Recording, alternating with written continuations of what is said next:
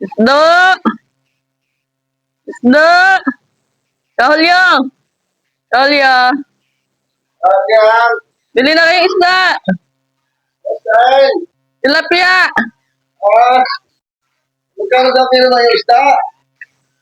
Ay, ariho isang kilo na bilhin nyo na ariho 300 na kilo. What? Mahal naman na yung isda, Ineng. Ang tay! Oh, no, no, no, no. Maupo muna nga din.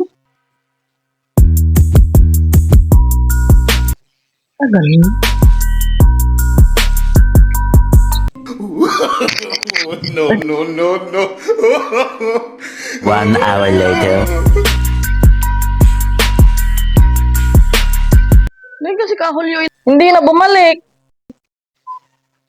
Tagal na kahulyo. Hulyo! Nasaan ka ho kaya?